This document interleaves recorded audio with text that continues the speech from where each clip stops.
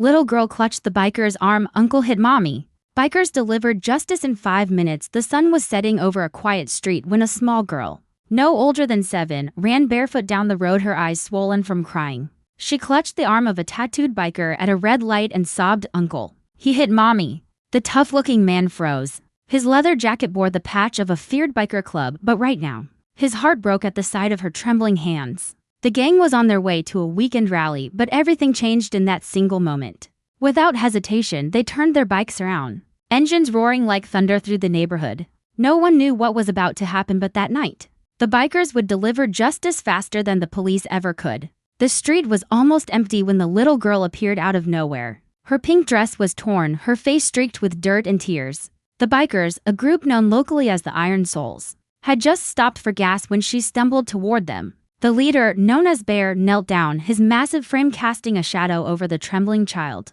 "What happened, sweetheart?" he asked gently. The girl's voice cracked. "My daddy. He hit mommy again. She's bleeding.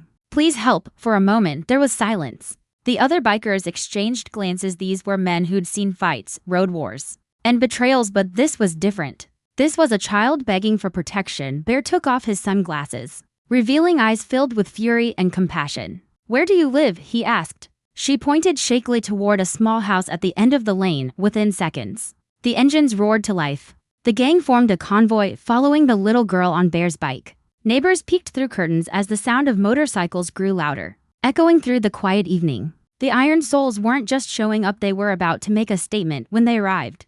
The front door was slightly open. Inside, they could hear muffled sobs and a man shouting angrily. Bear motioned for silence.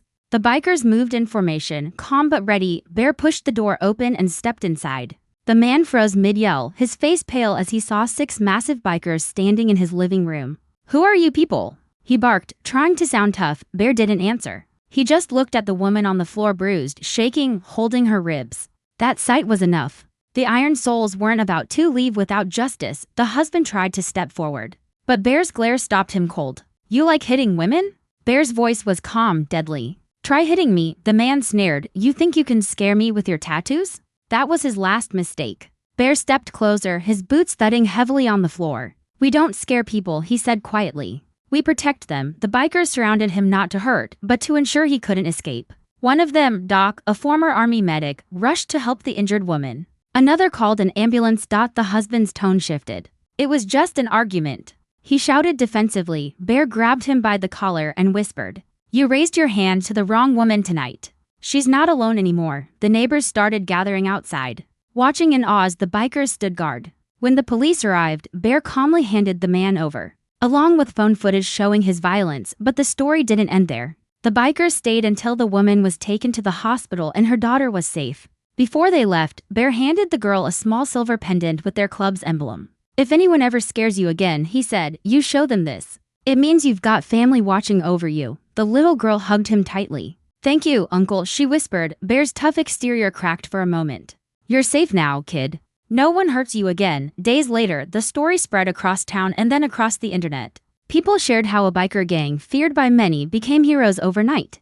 The mother and daughter were moved to a safe home with help from local charities. And quietly from the Iron Souls, Bear and his men didn't seek fame. They didn't talk to the media. Their only mission was simple: protect those who couldn't protect themselves. One evening, Bear received a small drawing in the mail, a crayon picture of him and the little girl beside a motorcycle, with the words "My Heroes" written in messy handwriting. He stared at it for a long time before tucking it into his vest pocket. He turned to his crew. "Brothers," he said, "this is why we ride." From that day forward, the Iron Souls launched a local charity helping women and children escape domestic abuse. They weren't just bikers anymore, they were guardians of the road, and somewhere out there, a little girl slept peacefully for the first time in years, knowing her biker uncles were watching over her. If this story touched your heart, share it with someone who believes real strength is in protecting, not hurting. Follow for more inspiring stories that prove heroes don't always wear capes. Sometimes they ride Harleys.